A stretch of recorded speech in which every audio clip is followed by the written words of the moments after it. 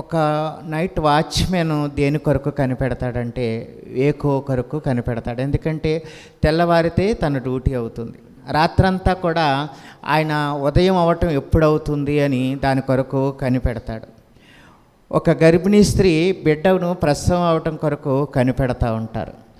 అలాగే చాలా విషయాలు మనం లోకరీతిగా కనిపెడుతూ ఉంటాం. ఎందుకంటే మరి ఏదైనా విషయం కావాల్సినప్పుడు మరి అది మనం పొందుకోవాలన్నట్టు కనిపెట్టి కనుక్కోవాలి. ఎందుకంటే ఆ సమయం వచ్చేసరికి అది మనకు అందుబాటులోకి వస్తుంది. అంతవరకు కూడా సమయాన్ని ఎదురుపడి చూడాలి. మనం ఒక పంట విత్తుతామండి, ఆ పంట కోసేంత వరకు దాని కొరకు కనిపెట్టాలి. దానికి తగినట్లుగా వాటిని మనం ఎప్పటికప్పుడే సంరక్షించుకుంటూ ఆ పంట వేసిన పంట మళ్ళీ చేతికి వచ్చేంత వరకు ఏం చేయాలో మనం కనిపెట్టాలి. వాతావరణాన్ని కనిపెట్టాలి, ఆ వేసిన విత్తనాలు ఎలాగున్నాయో కనిపెట్టాలి, ఆ వేసిన విత్తనాలు ఏ రీతిగా అవి జల్లినప్పుడు అవి కరెక్ట్గా జల్లబడ్డాయా లేదా, లేకపోతే జల్లినప్పుడు అది సరిగ్గా జల్లామా లేదా, మళ్ళీ దాన్ని ఎక్కడన్నా కొత్తగా ఓడ్చాలా, అవన్నీ మనము కనిపెడతా ఉంటాం. ఎందుకంటే ఆ పంటను మనము సమకూర్చుకోవాలని. ఈరోజు కూడా దేవుడి సన్నిధిలో మనం కనిపెట్టేవారుగా ఉండాలి. ఏ విషయంలో కనిపెట్టేవారుగా ఉండాలో నిన్న దైవ సేవకులు మన మధ్య మాట్లాడి ఉన్నారు. మనము రాకడి కొరకు కనిపెట్టేవారుగా ఉండాలి. దేవుడి నామానికి మహిమ కలుగును గాక. ఆయన రాకడి కొరకు నువ్వు అనేక విషయాలు కనిపెడతా ఉన్నావు. దేవుడి సన్నిధిలో అనేక విషయాలు నువ్వు కనిపెడతా ఉన్నావు, కానీ ఒక విషయాన్ని నువ్వు మర్చిపోతా ఉన్నావు. ఆయన రాకడలో నువ్వు ఎత్తబడే ఆ యొక్క గుంపులో నీవు ఉంటున్నావా లేదా, ఆయన చెప్పిన సత్యవాక్యాన్ని నువ్వు విని దాని ప్రకారంగా నువ్వు నడుచుకుంటున్నావా లేదా అన్నది మనము కనిపెట్టాలండి. కనిపెట్టకపోతే చూడండి, చిన్న వాక్యాలే ఇక్కడ రాయబడిన ప్రతీది కూడా మీరు అబ్జర్వ్ చేస్తున్నారా లేదో, నేను ప్రతి దినం కూడా అబ్జర్వ్ చేస్తూ ఉంటాను. నాకెందుకో పరిశుద్ధాత్మదేవుడు అవి చదివినప్పుడల్లా నా హృదయాన్ని తాకేటట్లుగా ఉంటాయి ఆ మాటలు. మరి చూడండి, ఎవరైనా సరే చివరి వచనం ఈ వచనం చదవండి. మీరు తప్పును గ్రహించి పశ్చాత్తాపడుతూ ఉంటే ఏమవుతారట, మీలో పరిశుద్ధాత్మదేవుడు ఉన్నట్లే అంట. ఎందుకంటే మనం పశ్చాత్తాపడుతున్నాము అంటే పరిశుద్ధాత్మదేవుడు మనలో ఉంటున్నాడని మనం అర్థం అవుతూ ఉంటుంది. నువ్వు పశ్చాత్తాపడకుండా ఏదో వచ్చి ఉండి వెళ్ళిపోయేవాడుగా నువ్వు ఉంటే ఏ ప్రయోజనం ఉండదు. కానీ నువ్వు ఎప్పుడైతే దేవుడి సన్నిధిలో కనిపెడతావో, మరి అన్న జీవితాన్ని గురించి నేను చెప్పారు. అన్న కూడా తన యవ్వన ప్రాయం అంతా కూడా దేవుడి సన్నిధిలోనే గడిపించింది. తన 84 సంవత్సరాలు దేవుడి సన్నిధిలో కనిపెట్టి ప్రార్థన చేసినట్లుగా, ఉపవాస ప్రార్థనలో గడిపినట్లుగా మనం దైవ సేవకులు కానండి, పోయినసారి నేను చెప్పినప్పుడు కానివ్వండి, ఆమె గురించి ప్రస్తావన తీసుకొచ్చాం. ఇవన్నీ ఎందుకు చూపిస్తున్నామంటే మీరు దేవుళ్ళో కనిపెట్టేవారుగా ఉండాలి. ప్రాముఖ్యంగా మీరు ఎందులో కనిపెట్టాలంటే ఆయన రాకడ వచ్చే సమయం కొరకు కాదు, కానీ మన రాకట్లో మనము ఎలా ఎత్తబడాలనే ఒక ప్రార్థనలో మనం కనిపెట్టాలటండి. మనం వచ్చి ఉట్టినే వెళ్ళిపోవటం ఆయనకి ఇష్టం లేదు. దేవుడి సన్నిధికి నువ్వు వస్తున్నావు వెళుతున్నావు అంటే ఒక ప్రయోజనం నువ్వు కలిగి ఉండాలి. నువ్వు ప్రార్థనలో కనిపెట్టే రీతిగా ఉండాలి. చూడండి, అపోస్తులైన పౌలు గారు ఆ అపోస్తుల కార్యంలో రాయబడ్డాను. లోకాభక్తులు రాసిన ఈ యొక్క అపోస్తుల కార్యంలో మరి 1వ అధ్యాయం మనం చూసుకున్నట్లయితే వారంతా కూడా ఒక చోట కనిపెడుతున్నారండి. అది చూడండి, ఒకసారి చూద్దాము. 14వ వచనాన్ని చదువుకున్నట్లయితే అక్కడ చూడండి, అక్కడ వీరితో కూడా కొందరు స్త్రీలను యేసు తల్లి అయిన మరియును మరియు ఆయన సహోదరులు ఏక మనసుతో ఎడతెగక ప్రార్థన చేయుచుండిరి. దేవుడి నామానికి మహిమ కలుగును గాక. వారు దేని కొరకు కనిపెడుతున్నారు? దేవుని యొక్క ఆత్మ, దేవుని యొక్క ప్రసన్నత కొరకు వారు కనిపెడతా ఉన్నారు. ఇంచుమించుగా అక్కడ కింద కూడా వచనాన్ని చదువుకున్నట్టయితే ఆ కాలమందు ఇంచుమించు 120 మంది సహోదరులు కూడుకుని ఉండగా పేతురు వారి మధ్య నిలిచి ఇట్లనెను. చూడండి, అంటే వారి మధ్య పేతురు నిలబడి మరి ఆ యొక్క వాక్శక్తితో మాట్లాడుతూ ఉన్నాడు. వాక్శక్తితో మాట్లాడుతూ అనేక మందిని ఆయన పురుకొలుపుతూ ఉన్నాడు. దేవుని వైపు మాటలు చెప్తా ఉన్నాడు. దేవుడు చేసిన కార్యాలను వారికి వివరిస్తూ ఉన్నాడు. అంటే ఎందుకు ఈ కార్యాలు వివరించాలంటే దేవుళ్ళో నువ్వు ఆత్మ కురివింపు రావాలి. నువ్వు ఒక ఆత్మ ప్రేరేపణ కలిగి దేవుడి సన్నిధిలో ప్రార్థన చేయాలంటే, నీలో పరిశుద్ధాత్మ దేవుడు రావాలంటే నీలో ఉండాల్సింది ఏమిటంటే పశ్చాత్తాపం. నువ్వు పశ్చాత్తాపం లేకుండా నువ్వు ఎంత ప్రార్థన చేసినా దేవుడు నీకు పరిశుద్ధాత్మ వరాన్ని ఇవ్వడు. చాలామంది పరిశుద్ధాత్మ వరం మేము పొందుకోవాలంటే ఏం చేయాలి, పరిశుద్ధాత్మ దేవుడు మాకు ఉండాలంటే ఏం చేయాలని అనేక మంది మరి దేవుడి సన్నిధికి మొరలెడతా ఉంటారు. మరి గారడి సీమోను కూడా పరిశుద్ధాత్మ కొరకు వస్తాడు. ఎందుకంటే పరిశుద్ధాత్మ వరం కలిగితే అనేక మందిని స్వస్థపరచవచ్చు, అనేక మందిని ఈ గారిడి కంటే గొప్ప గారిడి చేయొచ్చు అని తను అనుకున్నాడు. దాన్ని కొంత వెలవిచ్చి కొందామని పేతురుని అడిగినట్టున్నాడండి. పేతురే కదండి, అవునవును. పేతురుని అడిగినప్పుడు అతను అంటాడు గారడి సీమోన్ని, నువ్వు ఆత్మను కొనాలంటే నీ వల్ల కాదని చెప్తాడు. నీ వెండి నీతోటి పాటే నశిస్తుంది, నువ్వేదైతే ఆశిస్తున్నావు అది నీకు దొరకదు, నీ మనసులో దుష్టత్వాన్ని పెట్టుకుని నువ్వు మాట్లాడుచున్నావని చెప్తా ఉంటాడు. ఎందుకంటే ఆత్మ మన వెంబడి రావాలన్నా, ఆత్మ పరిశుద్ధాత్మ మనతో నిండాలి అన్న మనలో ఏముండాలంటే ఏకాగ్రత కలిగిన ప్రార్థన కలిగి ఉండాలి, ఏక మనస్సు కలిగి ప్రార్థన. అది ఎక్కడ జరుగుతుందంటే సంఘములోనే జరుగుతుంది. సంఘంగా కూడుకున్నప్పుడు నువ్వు ఏయో విషయాలను ఇక్కడ సబ్జెక్ట్గా నువ్వు తీసుకురాకూడదు. ఖచ్చితంగా నువ్వు ప్రార్థనలో కనిపెట్టాలి. పరిశుద్ధాత్మ దేవుడు నిన్ను అడగాలి. ఎందుకంటే నువ్వు ఆయన వరాన్ని నువ్వు పొందుకోవడానికి ఇక్కడికి వచ్చావు. ఉట్టినే వచ్చి వెళ్ళిపోతే నీకు ఏ ప్రయోజనం ఉండదు. కానీ ఆయన వాక్యాన్ని విని, ఆయన వాక్యం ప్రకారంగా నువ్వు ఒక్కసారి నువ్వు ప్రార్థన చేసి చూడు, ఖచ్చితంగా పరిశుద్ధాత్మ దేవుడు నీకు వరములను కురిపిస్తాడండి. అందుకే అంటున్న అపోస్తులైన మరి వీళ్ళందరూ కూడా ఆ మేడగదిలో మరి కూడుకుని ఏక మనస్సుతో వారంతా కూడా ప్రార్థన చేస్తూ ఉన్నారని ఇక్కడ వాక్యంలో లిఖించబడి ఉందండి. మనము ఎలా ఉండాలి? ఏక మనస్సు కలిగి ప్రార్థన చేసేవారిగా ఉండాలి. అందరి మనస్సు ఒకటైందటండి అక్కడ. చూడండి, ఒకరి మనసు ఒకలాగా, ఒకరి మనసు ఒకలాగా. ఇప్పుడు చూడండి, అనేక మంది అనేక రకాలుగా ఈ సన్నిధికి వస్తూ ఉంటాం. పర్టికులర్గా 3 కేటగిరీల వారు మందిరానికి వస్తూ ఉంటారండి. ఒకరు ఏమిటంటే వారు స్వస్థత కొరకు స్వస్థత వరం పొందుకోవాలని, లేకపోతే నేను స్వస్థపరచబడాలని వచ్చేవారు కొంతమంది. అయితే కొంతమంది ఎలాంటి వారు వస్తారంటే మేము దీవింపబడాలి, మేము మా పరిస్థితులు మార్చబడాలి, మాకుంటున్న అప్పుల సమస్యలు తీర్చబడాలి, ఇలా వచ్చే కేటగిరీకి చెందిన వారు కొంతమంది వస్తారు.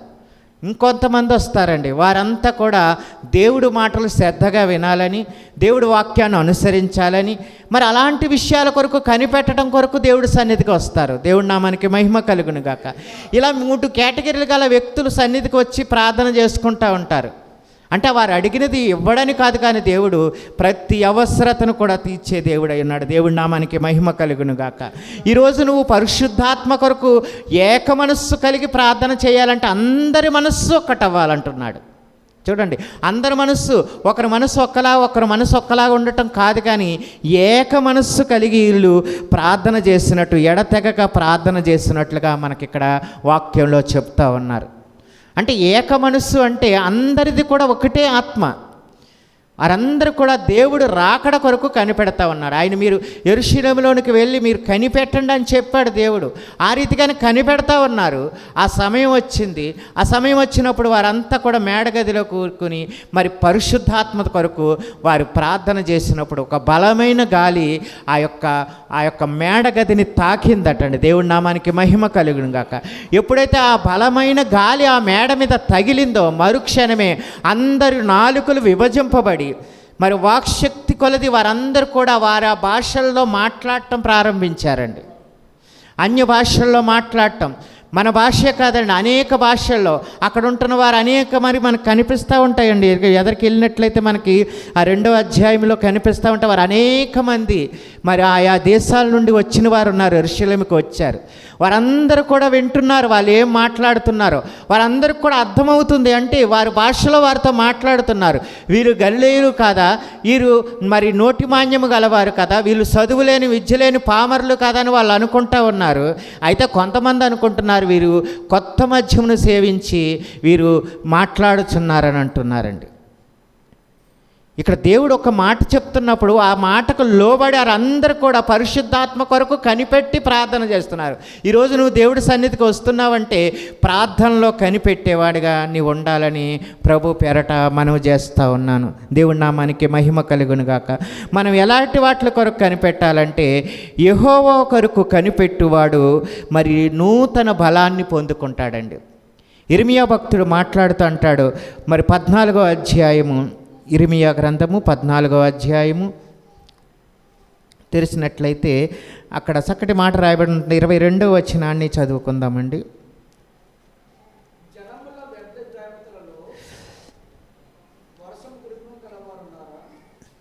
జనముల వ్యర్థ దేవతలతో వర్షమును కురిపించేవారు ఎవరైనా ఉన్నారా? ఆకాశము వాన నీయగలదా? నా దేవుడైన యెహోవా నీవే కదా దాన్ని చేయుచున్నావు, నీవే ఈ క్రియలన్నీ చేయుచున్నావు. చూడండి, నీ కొరకు మేము కనిపెట్టుచున్నాం. ఒక పంట రైతు వేస్తున్నాడండి. దేని కొరకు కనిపెడతాడు? దానికి సమృద్ధైన మరి జలము కావాలి కనుక ఆకాశం వైపు చూస్తూ కనిపెడతాడటండి. ఇప్పుడంటే మనకు జలాలు సమృద్ధిగా దొరుకుతూ ఉన్నాయి. మరి పూర్వకాలం పంట వేయాలంటే ఒకే పంట వేసేవారండి. ఆ పంట కూడా ఎలా చూసేవారంటే ఆ వర్షాధారమైన పంట, ఆ వర్షం కొరకు ఎదురు చూసేవారు.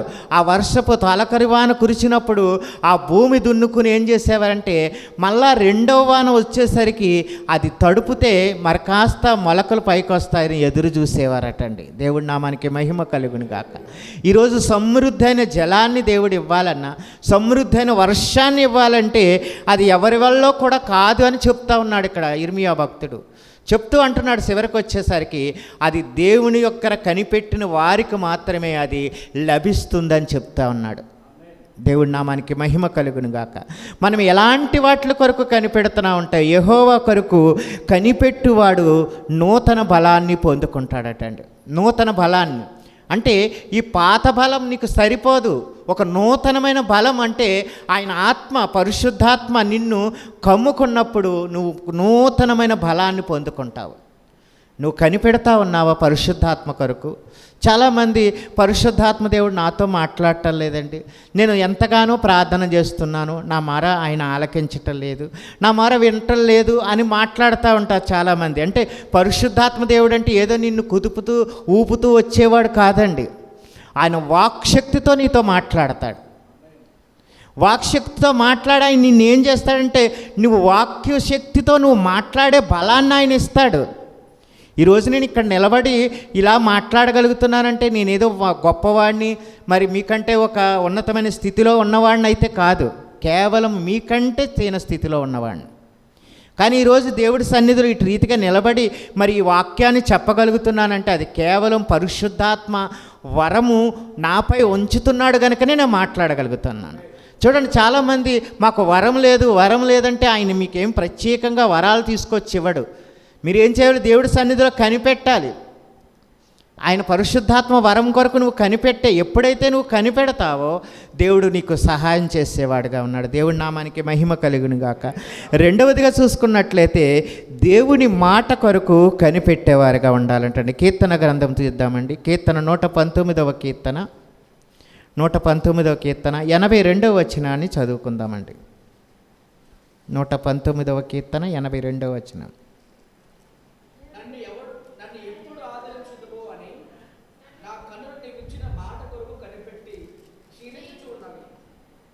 చూడండి, ఇక్కడ ఒక మాట మాట్లాడుతూ ఉన్నాడు 82వ వచనంలో. నేను ఎల్లప్పుడూ ఆదరించు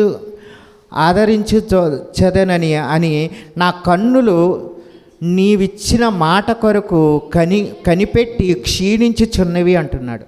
అంటే ఆయన ఇచ్చే మాట ఏదైతే పరిశుద్ధాత్మ దేవుడు మనకిస్తానంటున్నాడో ఆ మాట కొరకు దేవుడి సన్నిధులు ఈ దావీదు భక్తుడు కనిపెడతా ఉన్నాడు. కనిపెట్టడమే కాదు, అటు రీతిగా జీవించటం కొరకు నిత్యము కూడా తనను తాను నలగగొట్టుకుంటా ఉన్నాడు. ప్రార్థనలో నలగొట్టుకుంటున్నాడు. ఆపదల్లో ఉన్నప్పుడు ఆపదల్లో ఉన్న వ్యక్తులను తాకకుండా నలగొట్టుకుంటున్నాడు. అనేక మంది తన స్వజనులే తనపై తిరుగుబాటు చేసినా కానీ వారిని ఏమనుకునే పరిస్థితి దావీదుకు అనేక రకాలైన ఇబ్బందులు కొలిమిలో కాల్చబడ్డాడండి దావీదు. ఒక బాధ కాదండి, ఒక పట్ల మామ తరుముతూ ఉన్నాడు, ఒక పట్ల బిడ్డలు తరుముతూ ఉన్నారు. ఇన్ని ఆపదల నుండి తప్పించుకుంటూ గృహాల్లోనూ కొండల్లోనూ, ఇందాక కూడా మన కీర్తన చదివాము, ఆయన కొండ గృహలో ఉండి ప్రార్థన చేసిన ప్రార్థన అండి అది. ఆయన కనిపెడతా ఉన్నాడు ప్రతి విషయంలో కూడా. దేవుడి సన్నిధిలో కనిపెట్టాడు కనుకనే దేవుడు ఉదయానుసారుడుగా ఆయన పిలువబడ్డాడండి. దేవుడి నామానికి మహిమ కలుగును గాక. దేవుని మాట కొరకు మనం కనిపెట్టేవారుగా ఉండాలి. ఎప్పుడైతే ఆయన మాట కొరకు, ఆయన వాక్శక్తి కొరకు నువ్వు కనిపెడతావో పరిశుద్ధాత్మ దేవుడు నీతో మాట్లాడటానికి ఇష్టపడతాడు. దేవుడి నామానికి మహిమ కలుగును గాక. హల్లెలూయా. మూడవదిగా చూసుకున్నట్లయితే మనం రక్షణ కొరకు కనిపెట్టేవారుగా ఉండాలటండి.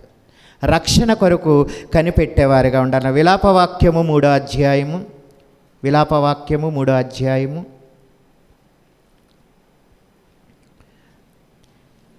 26వ వచనమండి. నరులు ఆశ కలిగి యెహోవా అనుగ్రహించు రక్షణ కొరకు ఓపికతో కనిపెట్టుట మంచిది అంటున్నాడండి. చూడండి, ఇక్కడ చక్కటి మాట అండి ఇది. నరులు ఆశ కలిగి, ఎవరైతే నరులైన వారు ఆశ కలిగి యెహోవాను అనుగ్రహించు రక్షణను, ఏదైతే దేవుడు అనుగ్రహించి ఆ రక్షణ కొరకు కనిపెడతారో, ముఖ్యంగా యవ్వన బిడ్డలండి. ఈరోజు చూస్తుంటే ఎంతో భయానకమైన పరిస్థితి అండి. వారు ఆ సెల్ ఫోన్ పట్టుకుపోతే అంతకో అమ్ముకుని వారు పోషాహారం అయిపోతుంది. ఆ రోజుతోటి వారికి ఒక చిన్న పార్టీ చేసుకుంటే వాళ్ళకి అయిపోతుంది. కానీ ఆ సెల్ ఫోన్ పోగొట్టుకున్న ఆ బిడ్డలు కానివ్వండి, ఇప్పుడు వారికి మనం కొనివ్వాలన్నా ఇప్పుడు నేను కొనివ్వలేని పరిస్థితి. చూడండి, ఒక ఫోన్ మాట్లాడుతూ నడుస్తున్న వ్యక్తి దగ్గర కూడా ఫోన్ను లాక్కుపోయే పరిస్థితి ఈరోజు కనిపిస్తూ ఉంది. మన రావులపాలెం అన్న మరి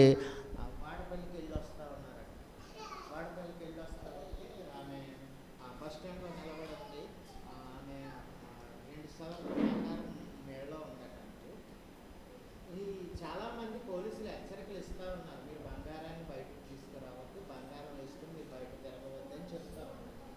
కానీ ఒక స్త్రీలలో ఉండే ఒక నానుడు ఏంటంటే, నాన్నతాడు ఎవరు గొప్పగా తీయరు. చాలామందిలో ఉండే అపోహ ఏంటంటే నాన్నతాడు కానీ సూత్రాలు కానీ తీసి బయటకు వెళ్ళరు. అయితే వాళ్ళు అది ఆ తాడుని పట్టుకుని ఆ దొంగ ఎక్కడైతే ఉన్నాడో ఆ బస్సు ఎక్కి ఆ టైంలో ఆ తాడు పట్టుకుని లాక్కుపోయాడు. మరుక్షణమే అక్కడ అందరూ కూడా బస్సును ఆపి తనిఖీ చేశారంటే ఆ బస్సులో వద్దనే ఎవరు తీశారు. ఆడెప్పుడో అది అవతల వ్యక్తికి ఇచ్చి పంపించేశాడు. అవతల నుంచి లాక్కెళ్ళినవాడు బస్సులో ఉన్నాడు, కానీ అవతల వీళ్ళు కొంతమంది ఒక్కరే అది ఏది చేయరండి. వాళ్ళకి ఇద్దరు గ్రూప్స్ ఉంటారు. ఏంటంటే ఇది చేసిన దాన్ని మళ్ళీ అవతల వ్యక్తికి ఇచ్చి దాన్ని దాటించేస్తారు. ఎంతో భయంకరంగా జరుగుతూ ఉన్నాయండి. అంతా కూడా మోసం, ఎటు చూస్తే అటు మోసం. కొంతమంది మత్తులు కూడా ఇచ్చి గృహాల్లోకి వస్తున్నారటండి. ఎవరు కూడా మీకు తెలియని వ్యక్తులు ఎవరైనా వచ్చి మిమ్మల్ని పలకరించినా కానీ మీరు వారికి దూరంగా ఉండి మాట్లాడమని పోలీసు వారు హెచ్చరిక చేస్తూ ఉన్నారు. మన కరప ప్రాంతంలో కాండ్రేగల్ అనే గ్రామంలో ఇలాగే పగలు 12-1 గంట ఆ సమయంలో ఓ సహోదరి గేటు పైన బయట నుంచి కేకేసి ఒక అతను అమ్మకుని మంచినీళ్ళు ఇవ్వమని అడిగాడట. అదే మంచి దాహంలో ఉన్నాడేమో బిడ్డ, ఎవరికైనా అనిపిస్తుంది కదా, కొంత మంచినీళ్ళే కదా అడిగాడు, ఏం అడిగేలేదు కదా అనుకుని ఆమె మంచినీళ్ళు తీసుకొచ్చి ఇచ్చేసరికి ఆమెకు ఒక పౌడర్ లాంటిది జల్లాడట ఆమె ముఖం మీదకి. ఎప్పుడైతే ఆ పౌడర్ లాంటి జల్లాడో ఆమె సొమ్మసి వెళ్ళిపోయిందంట. లోపలికి వెళ్ళి ఆ బీరువాల్లో ఉన్నవన్నీ తరివి చూస్తే వాళ్ళు అందరూ కూడా బంగారం వేరే చోట కొదువు పెట్టుకుని ఉన్నారట. వాళ్ళతో ఇంట్లో అయితే బంగారం ఏమీ లేదంట, కానీ కొంత ధనం ఉంటే ఆ ధనాన్ని అట్టుకుని వెళ్ళిపోయారట. పోలీస్ కేసు పెట్టామని చెప్తా ఉంది. చాలా అప్రమత్తంగా ఉండండి అని ఆమె అక్కడ పోలీసు వారితో చెప్పిస్తూ ఉన్నారు. ఆమెతో మీరు ఎవరైనా అపరిమితమైన వ్యక్తులు మీ మధ్యకు వస్తే కొంచెం జాగ్రత్త పడండి, ఇలా జరుగుతూ ఉన్నాయని పోలీసు వారు ఆమెతో ఒక సాక్ష్యాన్ని అక్కడ పలికిస్తూ ఉన్నారు. చూడండి, ఇలా భయంకరమైన పరిస్థితులు ఈ లోకంలో కనిపిస్తూ ఉన్నాయండి. ఎందుకు నేను ఈ సబ్జెక్ట్ చెప్తున్నానంటే, మనము దేని కొరకు కనిపెడుతున్నామో మరి ఆ విషయం కొరకు ఈరోజు యవ్వనస్తులు దేని కొరకు కనిపెడుతున్నారంటే ఈజీగా వచ్చే మనీ కోసం కనిపెడతా ఉన్నారు. ఈరోజు యవ్వనస్తులు ఆ ఈజీగా వచ్చే ఆ పర్పస్ కోసం కనిపెడితే ఏం చేస్తున్నారంటే కష్టపడటానికి కూడా వారు వెళ్ళలేని పరిస్థితి అవుతుంది. కష్టపడటానికి వారి ప్రాణమే ఒప్పుకుంటున్నారు. ఒక బైక్ మీద 3-4 డ్రైవ్ చేస్తూ, పోకిరి చేష్టలు చేస్తూ, ఎక్కతాళ్ళు చేస్తూ ఆ బైక్ని ఎలా నడుపుతున్నారంటే పాము మేలుకి ఎలా తిప్పుతుందో మీకు తెలుసు, ఆ రీతిగా తిప్పుతూ వెళ్తూ ఉన్నారు. పోలీసు వారు హెచ్చరికలు చేస్తూ ఉన్నారు. వారు 3-4గా బైకుల మీద ఎవ్వరు కనపడినా సరే లాఠీలు ఇచ్చుకుని కొడతా ఉన్నారు. కలపూలు సెంటర్లో మొన్న పూర్తిగా ఆ బైకులు పట్టుకొచ్చిన వారిని అందరినీ కూడా పోలీస్ స్టేషన్లో పెట్టి పూర్తిగా వాళ్ళని చితగ్గొట్టారంటున్నారు, వాళ్ళ తల్లిదండ్రులు ఎదుటిగానే పెట్టి. ఎంత బాధ అండి ఆ తల్లిదండ్రులకి. ఎందుకు వాళ్ళ తల్లిదండ్రులు పిలిపించారంటే మీ బిడ్డలు ఎలా తిరుగుతున్నారో మీరు చూసుకోకపోతే ఎలాగని. వారి చేతులతో వారి బిడ్డలను కొట్టలేకపోతున్నారు. అందుకని ఆ పోలీసులు ఏం చేశారంటే వాళ్ళు ఎదురుగుంటా పెట్టి కొట్టారట వాళ్ళని. ఎంత బాధ అనిపిస్తుందండి. తన బిడ్డను తన ఎదుటి వాళ్ళు కొడతా ఉంటే ఏం చేయలేని పరిస్థితి. ఎందుకంటే వాళ్ళు చేసే పనులను బట్టి, వాళ్ళు చేసే పోకిరి చేష్టలను బట్టి, కేవలం చిన్న చిన్న విషయాలకి, పావుడికి, ఆ యొక్క బిర్యానీ ప్యాకెట్లు, వీటి కొరకు ఈజీ మనీ కోసం ఎక్కడ దొరుకుతుందో, ఎక్కడ వల వేస్తే మనకు దొరుకుతాయో ఆ రీతిగా పరిగెడతా ఉన్నారు. ఈరోజు వాటిని కనిపెడతా ఉన్నారు, ఒక ప్లానింగ్ వేసేసుకుంటున్నారు దానికోసం. చాలా భయంకరంగా ఉందండి లోకం. యవనస్తులు పూర్తిగా చెడిపోయారండి, చెడు త్రోవల్లో తిరుగుతూ ఉన్నారు. కనుక మనం యవనస్తుల కొరకు ప్రార్థన చేయాలి, కనిపెట్టాలని ఇక్కడ ఈ భక్తుడు మాట్లాడుతూ ఉన్నాడు. ఈ భక్తుడు ఎప్పుడో రాసిన కీర్తన ఈ యొక్క అధ్యాయం అండి. విలాప వాక్యంలో ఆయన ఎంతో ఏళ్ల క్రితము మన కొరకు పరిశుద్ధాత్ముడు రాయించాడండి. చూడండి అంటూ ఉన్నాడు, ఎంతంటే మనం ఎంత దీనాతి దీనంగా ఆయన సన్నిధిలో మొరపెడతా ఉన్నాడు. ఓపికతో కనిపెట్టమంటున్నాడు. అలాంటి వారి కొరకు ఓపికతో కనిపెట్టండి. ఇటు చూసిన భయంకరమైన పరిస్థితులు. ఈరోజు యవ్వన బిడ్డలు పూర్తిగా చెడిపోతూ ఉన్నారు. నిన్న దినాన అయ్యగారు కూడా చెప్పారు, వారి కాలేజీలో ఆ యొక్క చేస్తున్న పనులు కానివ్వండి, హెయిక్రీలు కానీ, ఒక టీచర్ నటండి పిడిగుద్దులు గుద్దాడట ఒక అతను. నువ్వు సిగరెట్లు కాలుస్తున్నావే అని అడిగినందుకు. టీచర్గా తను గద్దించాల్సిన అవసరం ఉంది కనుక అక్కడ గద్దించాడు. ఆ గద్దించినందుకు ఆ టీచర్పై తిరగబడి వాడిని పిడిగుద్దులు గుద్దాడట. ఈరోజు తల్లిదండ్రులు కూడా ఏం చేస్తున్నాడు, నా బిడ్డ ఎందుకు మీరు కొట్టారని వస్తున్నారండి. ఈ రోజుల్లో నా బిడ్డను కొట్టవలసిన పని వచ్చింది, మాకు చెప్పాలి ముందు, మీరు మాకు చెప్పి మీరు ఆ తర్వాత ఏదైనా యాక్షన్ తీసుకోవాలి తప్ప మీరుగా యాక్షన్ తీసుకోవద్దని ఈరోజు కాలేజీలకు కానివ్వండి, చిన్న చిన్న స్కూళ్ళకి కానీ ఫిర్యాదులు వెళ్తూ ఉన్నాయి. అంతవరకు వీళ్ళు మనల్ని ఏం చేస్తున్నారంటే, నా తల్లిదండ్రులు ఉన్నారు కదా, నాకు సపోర్ట్ చేసేవారు ఉన్నారు కదా అని వీళ్ళు విడితనంగా తిరిగి ఏమవుతున్నారంటే చెడు త్రోవలోకి ఈరోజు మలసబడుతున్నారండి. బిడ్డలను ఒక నియంత్రణలో పెంచలేని స్థితి ఈరోజు తల్లిదండ్రులు బాధ్యత లేకుండా ఉంటున్నారండి. పూర్తిగా యవ్వన బిడ్డలు పాడైపోతున్నారంటే కారణం తల్లిదండ్రులే. వారి చిన్నతనం నుండి కూడా వారిని భయభక్తుల్లో పెంచలేకపోవడం, వారిని కొంటున్న ప్రతి విషయాన్ని వాళ్ళకి చెప్పకపోవడం, అంతేకాదు వారు కూడా ఏం చేస్తున్నారో తల్లిదండ్రులు గమనించలేని స్థితిలో ఉన్నారు. ఎందుకు ఈ మాట చెప్తున్నానంటే, చాలామంది బిడ్డలు వెళ్తున్నారులే, వస్తున్నారులే, కాలేజీకి వెళ్తున్నారు కదా అని అనుకుంటున్నారు. వారు కాలేజీకి వెళ్తున్నారు, ఎక్కడికి వెళ్తున్నారో నువ్వేం చేయాలి తల్లిదండ్రులుగా మనం కనిపెట్టాలి. కనిపెట్టకపోతే ఆడు ఎక్కడికి వెళ్తున్నాడో తెలియదు, ఏ స్థితిలోకి వెళ్ళిపోతున్నాడో తెలియదు. కానీ మనం వాళ్ళని కాలేజీకి పంపుతున్నాము అంటే మన కళ్ళు వాళ్ళని కనిపెట్టేవిగా ఉండాలి. దేవుడి నామానికి మహిమ కలుగును కాక. మనం కనిపెట్టకపోతే వాళ్ళు ఏం చేస్తారంటే, ఆ ఒక చిన్న స్నేహితుడితోటి పరిచయం ఏర్పడుతుంది. ఆ చిన్న స్నేహితుడితో పరిచయం కాస్త ఏమవుతుందంటే దుర్వ్యసనాలకు అతడు బానిసైన వ్యక్తి అయితే ఇతన్ని కూడా దుర్వ్యసనాలకు లోన్ చేస్తాడండి. చిన్న తప్పే కదా పర్వాలేదు, చిన్న పాపమే కదా పర్వాలేదు అని వాడు ప్రేరేపణ కలిగిస్తాడు.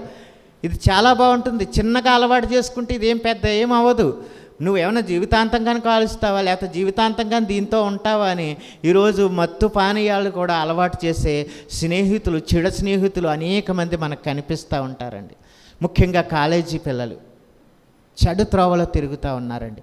మనం కనిపెట్టేవారుగా ఉండాలి. తల్లిదండ్రులుగా వాళ్ళ బాధ్యత కలిగి మనం పెంచాలి. అలాగా వాళ్ళు ఏం చేస్తున్నా కూడా మనం కనిపెట్టేవారుగా ఉండాలి. ముఖ్యంగా యవ్వన బిడ్డల విషయంలో తల్లిదండ్రులు జాగ్రత్త కలిగి ఉండాలని ప్రభువు పేరట మనవి చేస్తూ ఉన్నాను. శిష్యులు కూడా కనిపెడతా ఉన్నారండి. ఆయన మాట కొరకు కనిపెడతా ఉన్నారు, ఆయన రక్షణ కొరకు కనిపెడతా ఉన్నారు. ఆయన చెప్పే ప్రతి ఒక్కటి కూడా చూడండి, ఆయన చెప్పే ప్రతి మాటను కూడా మనం కనిపెట్టేవారుగా ఉండాలి. దేవుడి సన్నిధికి వచ్చి నువ్వు విట్టనే వెళ్ళిపోవటం కాదు, ఒక సేవకుడిగా ఆయన నిలబడి ఆయన ఎంత పొడుగు బుక్ తయారు చేసుకుంటూ ఉన్నాడు. అదిగో చూడండి, ఆ బుక్ అంతా కూడా మన కోసమే ప్రిపేర్ అయిపోతూ ఉంటాడు ప్రతిదినం కూడా. ఒక పట్ల కాలేజీకి వెళ్ళాలి, అక్కడ చూసుకోవాలి, రావాలి, మళ్ళీ వాక్యాన్ని ప్రిపేర్ చేసుకోవాలి. ఇంతలా మన కోసం ఆయన ప్రయాసపడుతున్నాడు కదా. ఆయన చెప్పే వాక్యాన్ని మనం శ్రద్ధ కలిగి ఆలకిస్తే చాలండి, ఏం చేయక్కలదు. శ్రద్ధ కలిగి ఆలకిస్తే ఏదో ఒక మాట నీ హృదయంలోనికి చేర్చబడుతుందండి. దేవుడి నామానికి మహిమ కలుగును గాక. మనం చేసే పని ఏమిటంటే ఆ వాక్యాన్ని విని దాని కొరకు కనిపెట్టేవారుగా ఉండాలి. అక్కడ అనేక మంది స్త్రీలు ఉన్నారు, అనేక మంది పురుషులు ఉన్నారు. అయితే ఆ తుతేరా పట్టణంలో ఒక స్త్రీ ఉదయము తెరవబడిందని దేవుడు వాక్యంలో రాయబడి ఉంటుంది. లూదియా అనే స్త్రీ హృదయము తెరవబడింది. చూడండి, అనేక మంది ఉన్న ఒక్కరు హృదయమే తెరవబడుతుంది. ఇది రోజు మీరందరూ వినేసి వెళ్ళిపోయేవారుగా ఉంటే ఏ ప్రయోజనం లేదు. కానీ విన్న వాక్యాన్ని హృదయంలో భద్రపరుచుకుని దాన్ని మన జీవితానికి ఒక్కోసారి అప్లై చేసుకుని చూసుకున్నట్లయితే నేను ఎలా ఉంటున్నానో, నా పరిస్థితి ఏంటో దేవుడు నీతో మాట్లాడతాడండి. దేవుడు మాట్లాడే వ్యక్తి కాకుదండి, ఖచ్చితంగా నీతో మాట్లాడతాడు. అమ్మ నీ ప్రవర్తన ఇలా ఉంది, నీ ప్రవర్తన సరి చేసుకోమని చెప్తూ ఉంటాడు. మొన్నటి దినాన్ని మీకు ఒక విషయం చెప్పాను. ఒక సహోదరింటికి సేవకుడు వెళ్ళి ప్రార్థన చేస్తూ ఉన్నాడు. ఆ ప్రార్థన చేస్తున్నప్పుడు ఆయనకు ఒక కల వచ్చిందటండి. అక్కడ ఒక దర్శనం కలుగుతూ ఉంది. అయ్యగారికి కళ్ళు మూసుకుని ప్రార్థనలో కనిపెడతా ఉన్నప్పుడు ఆ సహోదరి అనేక పదార్థాలు చేసి ఆయనకు తీసుకొచ్చి సిద్ధపాటు చేస్తూ ఉంది. అమ్మ ప్రార్థన చేసుకుందాం, ప్రార్థన చేసిన తర్వాత నేను ఈ పదార్థాలను ముట్టుకుంటానని సేవకుడు ప్రార్థనలో కనిపెడుతున్న సందర్భంలో ఆయనకు ఒక కల వచ్చిందటండి, ఒక దర్శనం కలిగింది. ఆ దర్శనం ఏమిటంటే ఆమె బట్టలు ఉతుకుతూ ఉందని. ఆ బట్టలు ఉతుకుతూ ఉంది. ఆయన దీక్షగా చూస్తూ ఉన్నాడు. ఆమె ఎంతగా బట్టలు ఉతుకుతున్నా కానీ ఆ వస్త్రాలు తెలుపు కావటం లేదట. అప్పుడు ఇంకా తేరి చూస్తున్నాడట, ఏం చేస్తుంది ఆ సహోదరి, ఎలాంటి బట్టలు ఉతుకుతుంది, ఎందులో ఉతుకుతుందని చూడబోయేవాడికి ఆమె మురికి నీటిలోనే ఆ బట్టలను జాడిస్తూ ఉందట. ఈరోజు మనము దేవుని యందు భయభక్తులు కలిగి ఉండాలని, దేవుడి సన్నిధిలో ఒక ఏంటంటారంటే అది అంటే దేవుడి సన్నిధిలో ఒక నిష్పాసమైన రీతిలో ఉండాలి, ఇది అంటారు, అది రావటం లేదు. అంటే మనము ఎటువంటి కల్మషాన్ని పెట్టుకోకుండా, అంటే ఎటువంటి ఆలోచన లేకుండా దేవుడి సన్నిధిలో మనం కనిపెట్టేవారుగా ఉంటేనే అది జరుగుతుంది.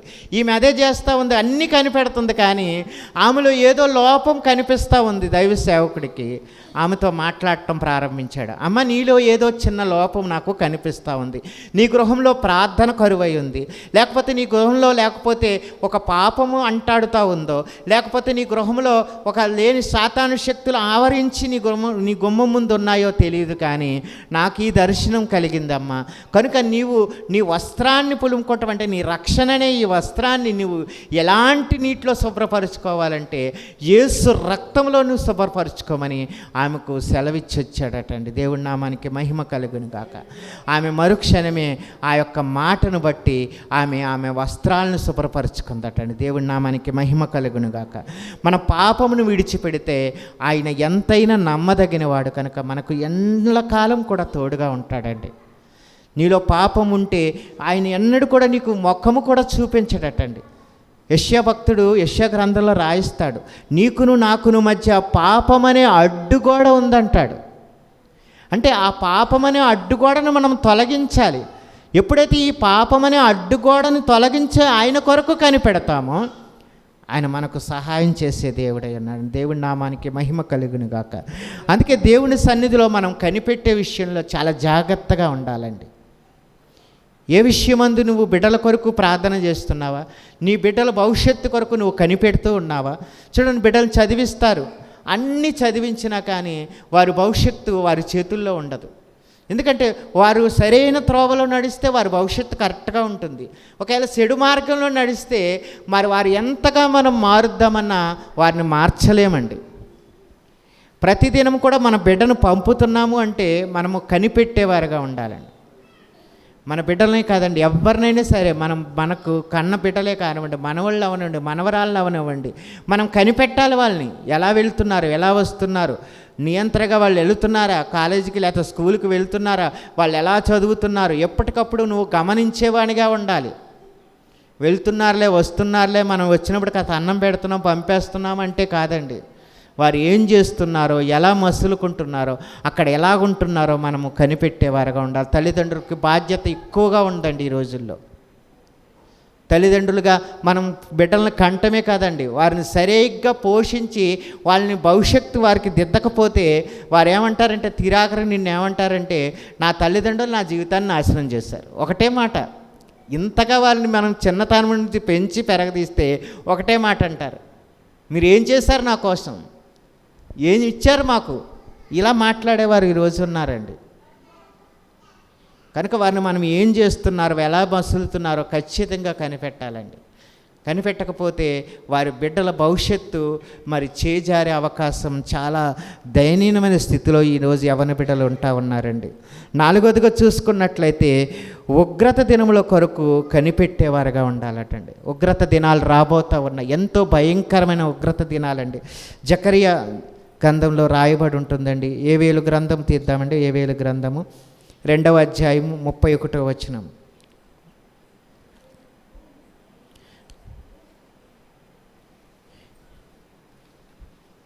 ఏవేలు గ్రంథము 2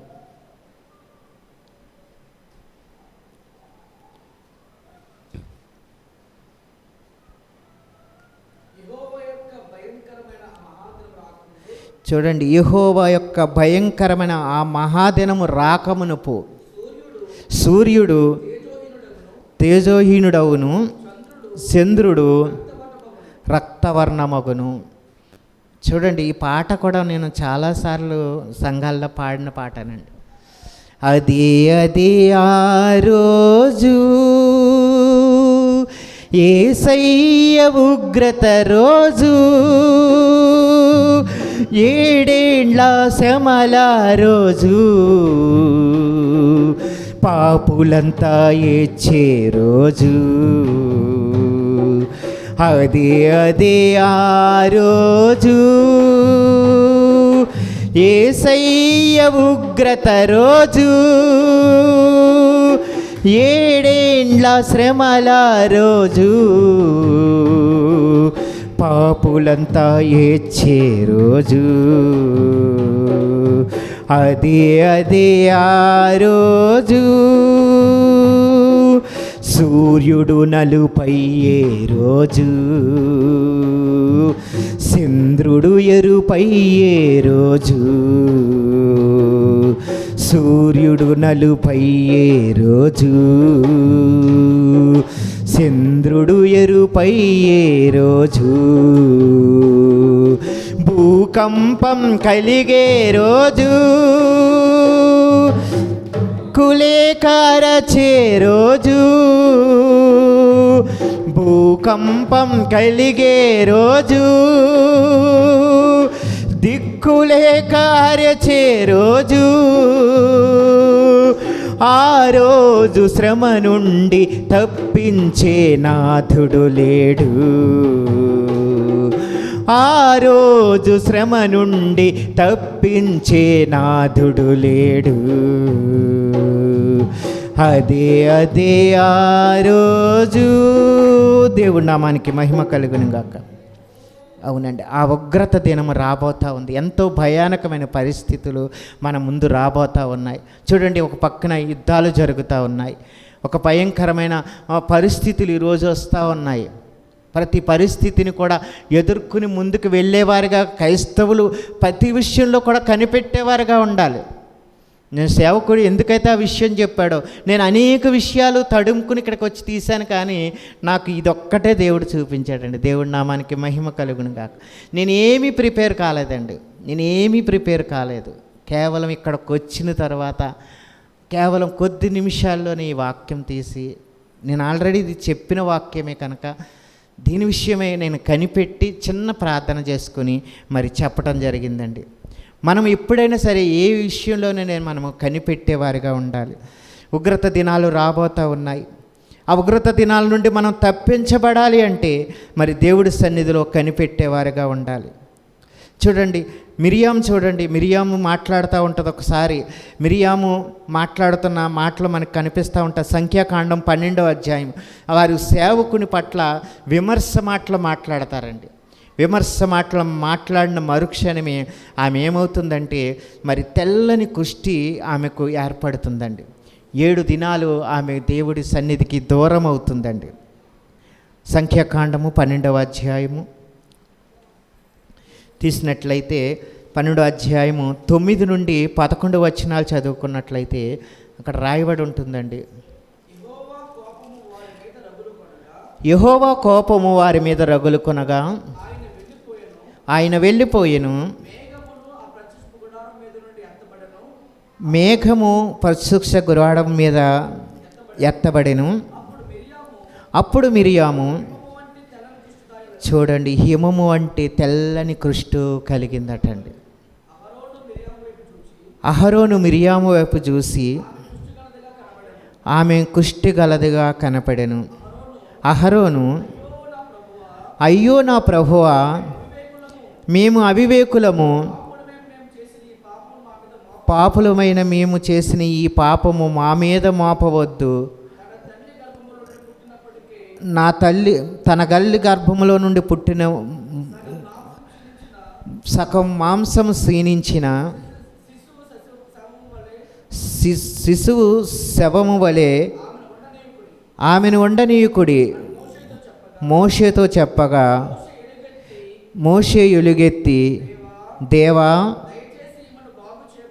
దయచేసి ఈమెను బాగు చేయమని యెహోవాకు మొరపెట్టునండి. చూడండి, ఈమె ఏమంటున్నారంటే ఆమె యొక్క భార్యను బట్టి వారు వేరే స్త్రీని వివాహం చేసుకున్నాడని. మనం ఈ 12వ అధ్యాయం చదువుకున్నట్లయితే ప్రారంభంలోనే కొన్ని మాటలు రాయబడి ఉంటాయండి.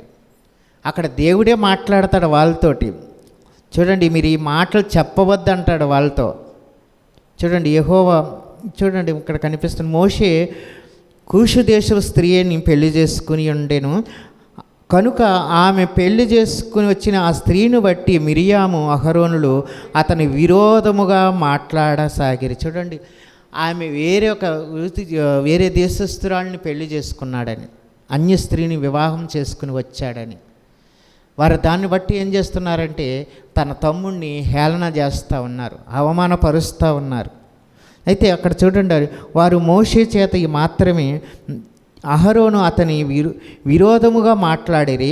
వారు మోషే చేత మాత్రమే యెహోవా నా పలికించిన ఆయన మా చేత పలికింపలేదా అని చెప్పుకొనగా. చూడండి, ఇక్కడ వీళ్ళు అనుకుంటున్నారు ఒక సేవకుడిని దేవుడు నిలబెట్టాడండి. ఇప్పుడు సేవకుడు ఉన్నారు, సేవకులను ప్రత్యేకించి అభిషేకించబడి ప్రభు బల్లపై అక్కడ ఆ పులిపీఠం మీద నిలబెట్టి వారి వాక్యం చెప్పే అధికారం వాళ్ళకి దేవుడు ఇచ్చాడు.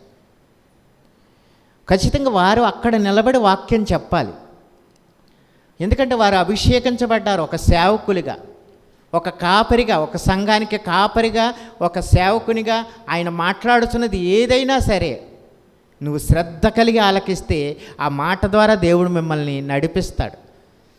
అంతనే మాట్లాడటమే, నేను కూడా మాట్లాడగలదును కదా, నేను కూడా గొప్పవాడినే కదా, నేను కూడా ఇలాంటి వాడిని కదా, అలాంటి వాడిని కదా అని వీళ్ళు అనుకుంటున్నారు. వీరు అనుకుంటున్నారు. అంటే అంతకుముందు చేసిన కార్యాలు మనం చూసుకున్నట్లయితే వారిద్దరు కూడా అనేక కార్యాలు చేశారు కనుక వాళ్ళు ఏమనుకుంటున్నారు, దేవుడు మా మాట కూడా ఆలకించి చేశాడు కదా అని వారు అనుకుంటున్నారు. కానీ మోషేని ఎందుకు దేవుడు నిర్మించుకున్నాడంటే తన ఇల్లంతట్లో కూడా నమ్మకమైన వాడండి. దేవుడి నామానికి మహిమ కలుగును గాక. ఒక ఇంటిని ఆయనకు బాధ్యతను అప్పచెప్పాడు. ఆ యొక్క ఇశ్రాయేలు ప్రజలను నడిపించడానికి ఒక నాయకుడిగా ఆయన ఎన్నుకున్నాడు కనుక ఆయన చేసే ప్రతి పనిలో కూడా తోడుగా ఉండి ఆయన నడిపించాడు. ఈ మనుషులంతా ఎలాంటి వారంటే పెడితే పెట్టిన మాట, పెట్టకపోతే సావు కోరుకునేవారండి. ఎందుకంటే పెట్టినంచేపు మాట్లాడతారు వాడి తరపున. వాడు ఒక్కరోజు పెట్టడం మానేశాడు అనుకోండి, వాడి దగ్గర లేక పెట్టలేకపోయినా సరే ఏమంటారంటే వాడు ఎలాంటోడు అలాంటోడని వేరే వాళ్ళ దగ్గర చెప్పే ఈరోజు మనస్తత్వం కలిగిన వారు అనేక మంది మనకు కనిపిస్తూ ఉంటారండి.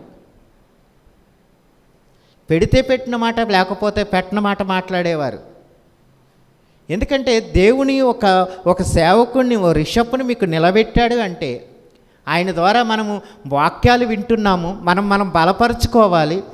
అంతేకాదు మనము దేవుని యొక్క ప్రత్యక్షత కలిగిన వ్యక్తిని మనం తోలనాడి మాట ఒక్కటి కూడా మాట్లాడకూడదటండి. ఈరోజు సేవకుల్ని వెనక చేసి మాట్లాడేవారు చాలామంది కనిపిస్తూ ఉంటారండి. ఈ సేవకుడు అలాంటి వాడు, ఆ సేవకుడు ఇలాంటి వాడు. వాళ్ళని వరకు మనం ఉత్తరవాదులుగా మనల్ని ఏం దేవుడు పెట్టలేదండి. ఎవరు ఎలాంటి వారన్నది దేవునికి తెలుసు. వారు ఒక దినం వస్తుంది, ఆ దినములో మనకొక తీర్పే, వాళ్ళకి అనేకమైన తీర్పులు జరుగుతూ ఉంటాయంట. సేవకుడికి, నువ్వు పలానా బిడ్డ నీ సన్నిధికి వచ్చి ప్రార్థన చేసుకున్నాడు కదా, ఆ బిడ్డ విషయం నువ్వు ఏం చేసావని లెక్క రాసుకుని ఆయన అప్పచెప్పాలి.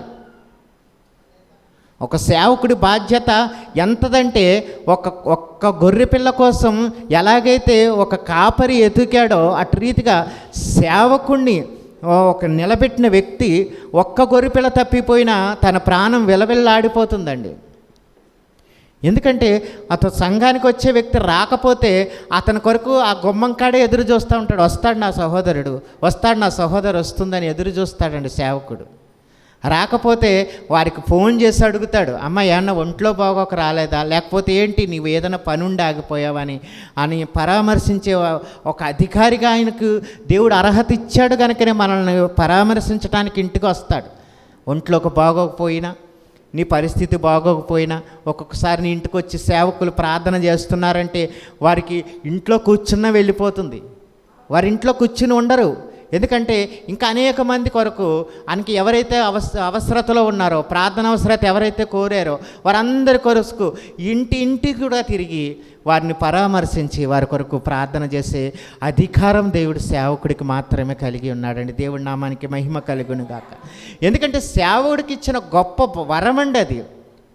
ఆ వరాన్ని పొందుకున్న వ్యక్తిని మనం తోలనాడే మాటలు కూడా మాట్లాడకూడదు. వీళ్ళు చేసిన పని ఏంటంటే వారిని మా మాటే వింటాడు కదా దేవుడు, మా మాట కూడా విననివాడు ఏం కాదు కదా అని వాళ్ళు అనుకున్నారు. వాళ్ళు అనుకున్న ఆ మాటలకి ఏం చేశాడంటే మిరియాముకు తెల్లని కుష్టును కలుగజేశాడండి.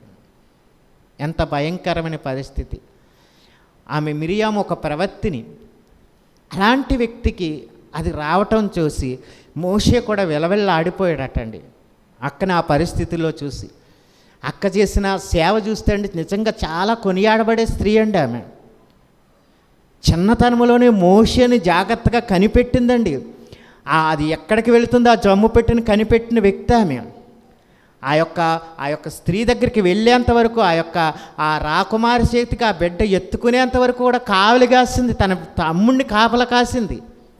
కాసి ఆ దాదిని కూడా నేనే తీసుకొస్తానని తన తల్లిని కూడా తీసుకెళ్ళి అక్కడ ఒక దాదిగా ఏర్పాటు చేసిన గొప్ప వ్యక్తి అండి ఈ మిరియాము. అంతేకాదు అన్నదమ్ములు ఇద్దరు కూడా మరి తోడుగా ఉండి ప్రతిదినం కూడా వారితో నడిచిన వ్యక్తిగా మనకు కనిపిస్తూ ఉంటుంది. ఆ ఎర్ర సముద్రం దాటినప్పుడు అండి ఆమె ఒక కీర్తన పాడుతుందండి. మనకి ఆ కీర్తన ఆ అధ్యాయంలో రాయబడి ఉంటుందండి. మనం చదివినట్లయితే ఆమె ఎంతగానో దేవుని స్తుతిస్తూ కొనియాడుతూ అక్కడున్న స్త్రీలందరినీ కూడా కూర్చుకుని ఆమె సంగీత గానం చేసినట్లు, నాట్యం చేసినట్లుగా రాయబడి ఉంటుందండి. ఆమె ఇంత పరిచర్య చేసిన ఈమె ఒక చిన్న ద్వేషం పెట్టుకుంది. అంటే అన్య స్త్రీని వివాహం చేసుకుని వచ్చాడు, ఆమెకి ఇంత ఘనత ఎందుకు వచ్చిందని ఆమె ఒక చిన్న అసూయ పెట్టుకుంది. ఆ అసూయను బట్టి వారి అన్న తను కలిసి మాట్లాడుకుంటున్న సందర్భం ఇది.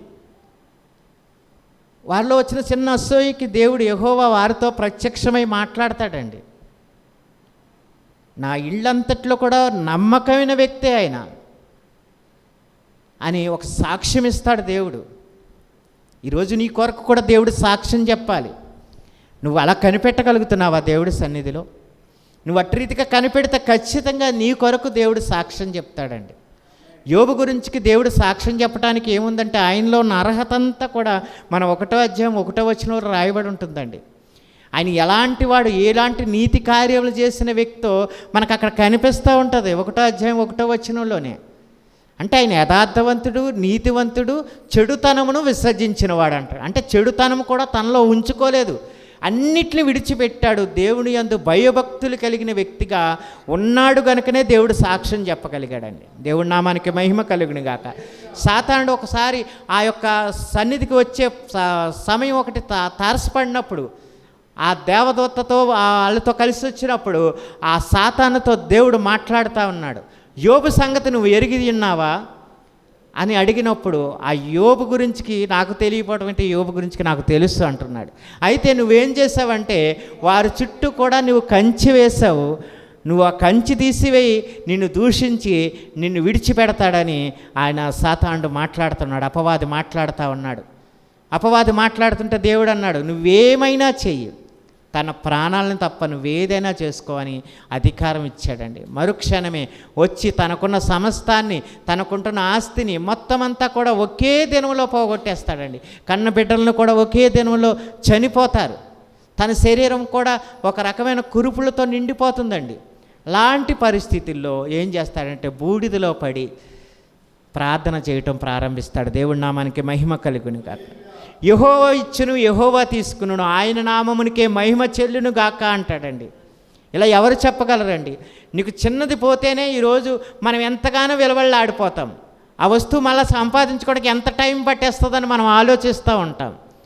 తనకున్న యావదాస్తి పోయింది, తన పనివారు చనిపోయారు, తనకుంటున్న వారందరినీ కూడా విడిచిపెట్టేశారు, తనకున్నంత భార్య కూడా తనను దూషిస్తూ ఉంది. నువ్వు దేవుని దూషించి చనిపో, ఎందుకు నీవు ఇంకా ప్రాణంతో బతికి ఉన్నావని మాట్లాడుతూ ఉంటే భార్యతో మాట్లాడుతున్న మాట అండి. మూర్ఖురాలు మాట్లాడినట్లుగా నువ్వు మాట్లాడకు. దేవుడు మేలు చేస్తేనే దేవుడా, కీడు చేసినా కానీ ఆయన మనం స్తుతించేవారిగా ఉండాలని తన నోటి మాటతో కూడా పాపం చేయని వ్యక్తిగా దేవుడి సన్నిధిలో ఉన్నాడు కనుకనే ఆయన కొరకు సాక్ష్యం చెప్పగలిగాడండి. దేవుడి నామానికి మహిమ కలుగును గాక. ఆ నోవాహు దినాలు వచ్చేసరికి అందరూ భయంకరమైన పరిస్థితుల్లో ఉన్నప్పుడు ఎవరు నీతిమంతులుగా ఉన్నారని దేవుడు తేరి చూసినప్పుడు నోవాహు ఒక్కడే నీతిమంతుడిగా కనపడ్డాడటని. దేవుడి నామానికి మహిమ కలుగును గాక. మానవుడు ఎంచుకున్న వ్యక్తి ఒక్కడున్నా చాలండి. ఆ ఒక్క వ్యక్తితో వాడను సిద్ధపాటు చేసుకున్నాడు. తన కోడళ్లను, తన కొడుకులను, తన భార్యను సిద్ధపాటు చేసుకుని ఆ వాడను సిద్ధపాటు చేసి భూమి మీద ఉన్న సమస్త ప్రాణులు అందులోనికి వెళ్ళటానికి జతలు జతలుగా వచ్చేసేయటండి తను పిలవగానే. చూడండి, మనము కూడా అంతే. దేవుడు పిలిచినప్పుడు ఎవరో వస్తారు మన వెనకాల మన వాళ్ళు అందరూ రావాలని మనం కట్టుకుని వెళ్ళాలని ఆలోచన ఉండకూడదు. మనం ఎవరిని దేవుడు ఏ టైంకి పిలిస్తే ఆ టైంకి మనము సిద్ధపాటై వెళ్ళిపోవాలట. అక్కడ మనకు సిద్ధపాటు చూపిస్తాడు. వాళ్ళు కనిపెట్టారు, దేవుడి సన్నిధిలో కనిపెట్టి ఆ వాడను కడుతూ 120 సంవత్సరాలు ప్రకటించాడటండి. భూమి మీద ప్రచండమైన వర్షం రాబోతూ ఉంది. ఆ భయంకరమైన వర్షం రాబోతూ ఉంది కనుక మీరంతా కూడా ఈ వాడను కడతా ఉన్నాను, ఈ వాడలో ప్రవేశించడానికి మీరు సిద్ధం కండి అంటే ఒక్కరు కూడా ఆయన మాట వినినవారు కాకుండా తిరిగి అపహాస్యం చేశారటండి. ఎందుకు అపహాస్యం చేశారని? అంతవరకు కూడా భూమి మీద వర్షం లేదండి. భూమి ఎలా తడపబడేదంటే భూమి నుండి ఒక ఆవిరి ఉద్భవించి భూమి సేద్యపరచబడేదట. అంత గొప్ప వరం ఇచ్చాడు అంతకుముందు దేవుడు. ఎప్పుడైతే ఈ ప్రచండ వర్షం కురిసిందో 40 రాత్రులు 40 పగలు ఏకరీతిగా వర్షం కురిసి అది అరారోతు కొండ మీద తేలిందటండి ఆ వాడ. అంత భయంకరమైన ప్రచండమైన వాన. ఒక్కరోజు కానీ మనకి ఎలా కురిస్తే మన పరిస్థితి చూడండి ఎలా అయిపోతున్నాం. 1 గంట 2 గంటలు కురిసే వానకే జలమయం అయిపోతున్నామంటే 40 పగళ్ళు 40 రాత్రులు అంటే ఒక్కసారి ఆలోచించండి ఎంత భయంకరమైన వర్షము మరి ఆ దినాల్లో కురిసిందో. ఆ తర్వాత కురిసిన తర్వాత దేవుడు కూడా ఒక రకంగా బాధపడ్డాడట. మళ్ళా ఇలాంటి వర్షాన్ని నేను కురిపించకూడదని. అప్పుడు ఇంద్రధనుస్సుని ఏర్పాటు చేశాడటండి. దేవుడి నామానికి మహిమ కలుగును గాక. చూడండి, మనము ఏదైనా చేస్తున్నామంటే ఆయన విషయంలో కనిపెట్టేవారుగా ఉండాలి. మనం ఏదన్నా కనిపెట్టాలి అనుకున్నప్పుడు మనం దేవుడి సన్నిధిలో కనిపెట్టాలి. మనం ఆలోచన అంతా కూడా దేవుని వైపు ఉన్నట్లయితే ఆయన నీ యావత్తు కూడా ఆయన భద్రంగా ఆయన దాచి కనిపెడతాడండి. నువ్వు ఆయన కొరకు నువ్వు కనిపెట్టే స్థితిలో నీవు ఉండగలిగితే, నువ్వు ప్రార్థనలో గడిపినట్లయితే, దేవుడి సన్నిధిలో నువ్వు గోజాడినట్లయితే, ఆయన ఉగ్రత దినాలు రాబోతున్నాయి కనుక మనం ఎలాగుండాలి? భయభక్తులు కలిగి దేవుడి సన్నిధిలో కనిపెట్టేవారుగా ఉన్నట్లయితే ఆయన నీతో సహాయం చేయడానికి సిద్ధంగా ఉన్నాడండి. అటువంటి సిద్ధ మనసులోనికి దేవుడు మనల్ని అందరినీ నడిపించి నిలుపునుగాక. ఆమేన్. చిన్న ప్రార్థన అండి. సర్వకృపానిధి సర్వోన్నతమైన దేవానికి వందనాలు, స్తోత్రాలు తండ్రి. వేటగాని ఉరి నుండి నాయన తప్పించిన దేవుడు అయ్యా. అవును తండ్రి, నాయన ఉరిలోకి నా తండ్రి సాతానుడు అనేక రకాలుగా నా తండ్రి మమ్మల్ని బంధిస్తూ ఉన్నాడయ్యా, సంఖ్యలతో బంధిస్తూ ఉన్నాడయ్యా. ఇదిగో నాయన ఈ కుటుంబం అనే సంఖ్యల్లో నేను బందీఖానాలై ఉంటున్నామయ్యా. ఎటు చూసిన భయంకరమైన పరిస్థితులయ్యా. బిడ్డల విషయంలో కూడా నాయన మేము నీ సన్నిధిలో కనిపెట్టేవారుగా ఉండటానికి సహాయముగా ఇచ్చేయండి తండ్రి. అవునయ్యా, మా బిడ్డలు నాయన ఎలా ఏ రీతిలో ఉంటున్నారో ప్రతిదినం కూడా వారిని మేము నాయన కనిపెట్టి నా తండ్రి వారిని నాయన సరైన త్రోవలో నడుపుటకు నాయన మాకు సహాయాన్ని దయచేయమని ఈరోజు నాయన మాతోనూ మా అందరితోనూ మాట్లాడిన దేవా. ఇదిగో నా తండ్రి నాయన మేము మాట్లాడిన ప్రతి మాట నేను కాదు కాంతండి, నాలో ఉండి నాయన మీరు మాట్లాడారని నమ్ముచు నా తండ్రి నాయన. ఇది వినబడిన వాక్యము నా తండ్రి నాయన మా హృదయంలో భద్రపరుచుకుని నా తండ్రి నాయన. ఇదిగో నా తండ్రి ఏ విషయంలో మేము కనిపెడుతున్నామో నా తండ్రి నాయన ఆ విషయంలో నేను బహు జాగ్రత్త కలిగి నా తండ్రి నీ సన్నిధిలో నాయన మెలకువ కలిగి జాగ్రత్త కలిగి ప్రార్థన చేసే కృపాభాగ్యాన్ని మాకందరికీ దయచేయమని మా ప్రభువును రక్షకుడైన యేసుక్రీస్తు వారి దివ్యనామమున అడిగి వేడుకుని పొందుకునిచున్నాం పరమ తండ్రి. ఆమేన్, ఆమేన్.